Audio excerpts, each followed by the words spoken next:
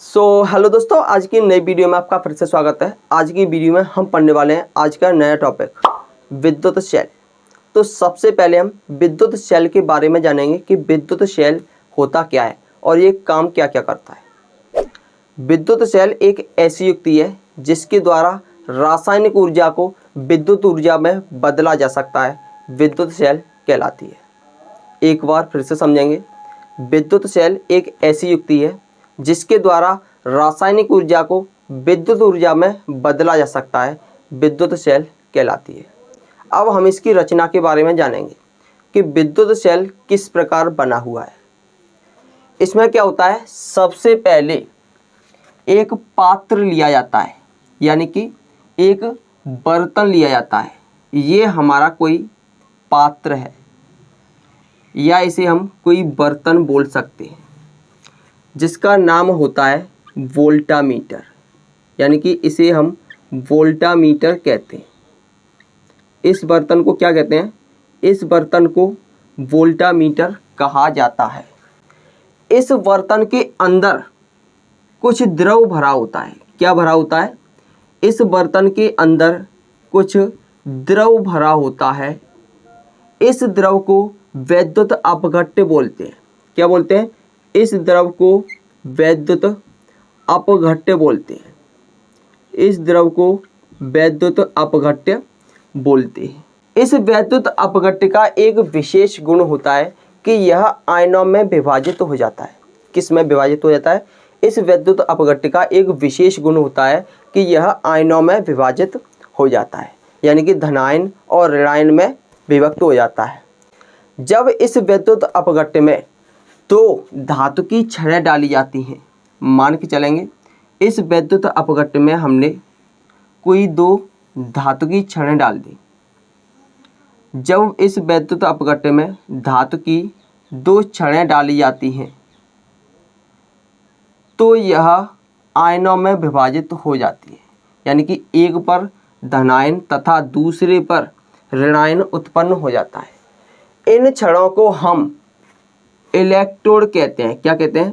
इन छड़ों को इलेक्ट्रोड कहते हैं। क्लियर है?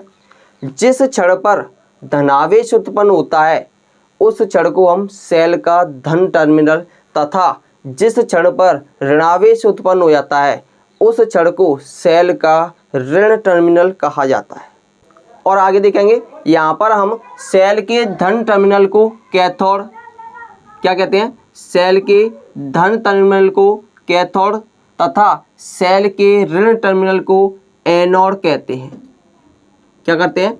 सेल के धन टर्मिनल को कैथोड तथा सेल के ऋण टर्मिनल को एनोड कहा जाता है। जब दोनों छड़ों को, यानी कि इन दोनों इलेक्ट्रॉनों को आपस में जोड़ दिया जाता है किसी चालक के द्वारा, जब इन दोनों इलेक्ट्रॉनों को आपस में जोड़ दिया जाता है, किसी चालक तार के द्वारा जोड़ दिया जाता है, तो इसमें आवेश के प्रवाह के कारण विद्युत धारा प्रवाहित होने लगती है। क्लियर है? एक बार फिर से समझेंगे। सबसे पहले यहाँ पर एक बर्तन लिया जाता है जिसे वोल्टामीटर कहा जाता है। इस बर्तन में एक द्रव भरा होता है जिसे हम वैद्युत अपघट्य बोलते हैं। इस वैद्युत अपघट्य का एक विशेष गुण होता है कि यह आयनों में विभाजित हो जाता है। इस वैद्युत अपघट्य में धातु की दो छड़ें डाली जाती हैं जिन्हें हम इलेक्ट्रोड कहते हैं। क्या होता है? इस वैद्युत अपघट्य में धातु की दो छड़ें डाली जाती हैं जिन्हें इलेक्ट्रोड कहा जाता है। जब ये इलेक्ट्रोड इस विद्युत अपघट्य में डाली जाती हैं तब एक इलेक्ट्रोड पर धनावेश तथा दूसरे इलेक्ट्रोड पर ऋणावेश उत्पन्न हो जाता है, यानी कि एक छड़ पर धनायन तथा दूसरे छड़ पर ऋणायन उत्पन्न हो जाता है। जहाँ पर धनायन उत्पन्न होता है उसे कैथोड तथा जहाँ पर ऋणायन उत्पन्न होता है उसे एनोड कहा जाता है। जो धनायन उत्पन्न होता है उस छड़ को सेल का धन टर्मिनल तथा जिस छड़ पर ऋणायन उत्पन्न होता है उस छड़ को सेल का ऋण टर्मिनल कहा जाता है। जब इन दोनों छड़ों को किसी चालक के द्वारा जोड़ दिया जाता है तो इसमें आवेश प्रवाहित होने लगता है तथा आवेश के प्रवाह होने के कारण इसमें धारा प्रवाहित होने लगती है।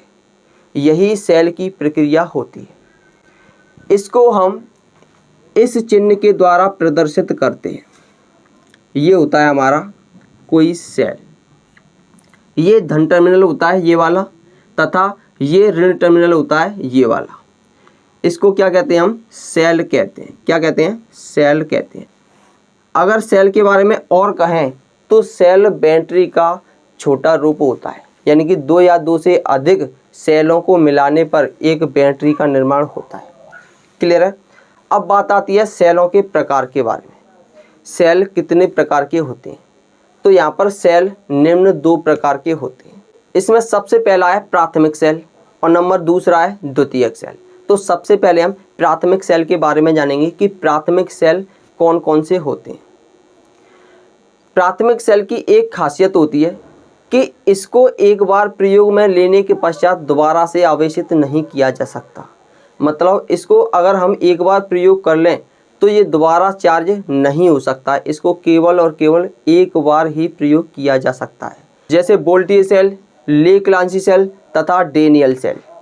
क्लियर है। अब बात आती है द्वितीयक सेल की कि द्वितीयक सेल किसे कहते हैं।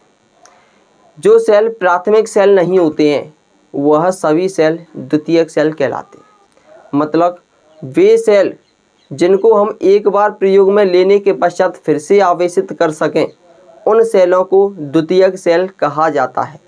यानी कि एक बार प्रयोग में लेने के पश्चात अगर वो डिस्चार्ज हो जाते हैं तो इनको हम फिर से चार्ज कर सकते हैं। इन सेलों को हम द्वितीयक सेल कहते हैं।